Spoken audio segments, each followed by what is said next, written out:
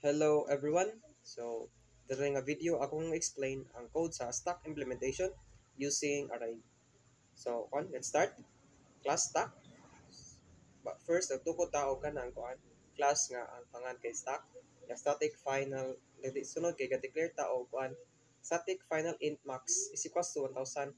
So, mo niya gi-declare na diri og variable na to nga max with with ang gitak-on niya is 1,000. Mao ni ang kuan nag-represent sa maximum nga gitak-on sa mga atong stock.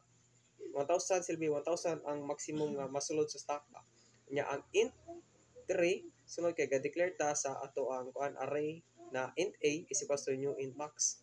Nya dili na to mabutang ang mga elements sa stock na of course na ang gitak-on kay dili dapat pwede malapas sa 1,000. Boolean is empty. Yeah.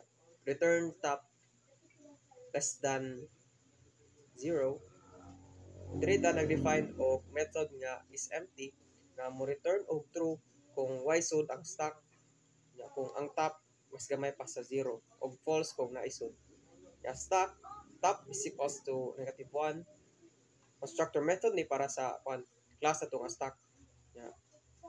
Gikan ni siya nag-start sa pag-initialize sa top gikan sa -1 nagpahibaw ni nga walay sud ang ato ang stock. Ya, boolean push int x. Ang sulod ani nga conditional statement dili pita so mo ni ang gigamit na method na to kay para pasulod ang usa ka element sa stock. First, tan-awon ang top dako o pareho ba siya max minus -1 max minus 1 mo na nagpasabot ni nga naay sobra sa stock. Kung true, i-print ang message nga stock overflow kung ibalik ang false. If false siya ang condition, i-increment ang top unya i-assign ang value sa ang x sa bag-ong position sa array A.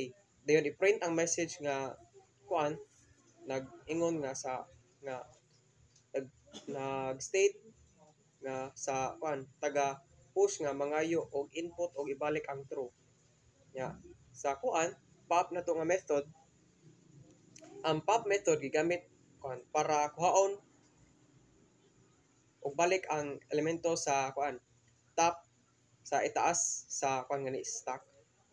Una first tan-awon ang top mas gamay pa sa 0, meaning nga naay kulang sa stock. If true gani, i-print ang message nga stock underflow o i-return ang 0. Kung false gani, kuhaon ang element sa itaas sa stock o i-assign ang top nga mo baba or mo decrement o ibalik ang nakuha nga value.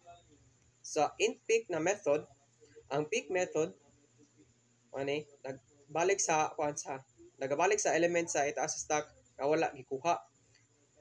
First, tan-awon ang top mas gamay pa sa 0 means dili dapit na naay kulang sa stock. If true, i-print ang message nga stock underflow unya i-return ang 0. Kung false, kuhaon ang element sa itaas sa stock ug i-return ang value. So, mao to ang mga if-else statement gigamit para sa ato ang stock. Void print, nag-define og method nga print para i-print ang tanang element sa stock. For kani nga for loop for int I equals top I greater than -1 I minus I minus lagi. System.out.print sa print method gigamit ang usa ka loop para i-iterate gani ang mga element sa stock para ma-print sila.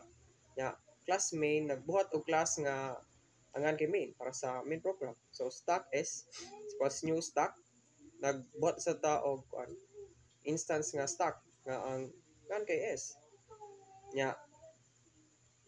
s.push 10, s.push 20, s.push 30 diri taga-add og mga tulo ka element nga 10, 20, 30 sa ato ang stock. System.out.print s.pop pop from stock kay diri taga-kuha og kanang murag element sa top na gikan sa stock. System.out.print 9 top element is s.pick i-print ang katong top element sa stock nga wala gikuha sa stock which is kato 20. System.out.print elements present in stock s.print. I-print ang tri-elemento sa stock gamit ang print method. Ang katong i-print diri dapita ang katong pila na lang kalimit ang habilin. So, kuha. Ikuha naman to ang ta. Kuha na lang nabilin. 20 o 30 na lang.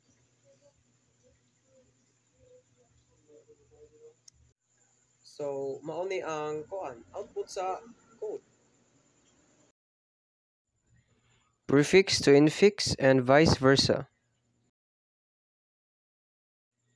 Converting a prefix expression to infix involves reversing the expression, then traversing it while maintaining the infix expression. Follow these steps.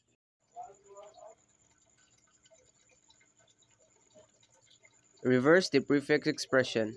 Reverse the order of the operands and operators in the prefix expression. Traverse the reversed expression.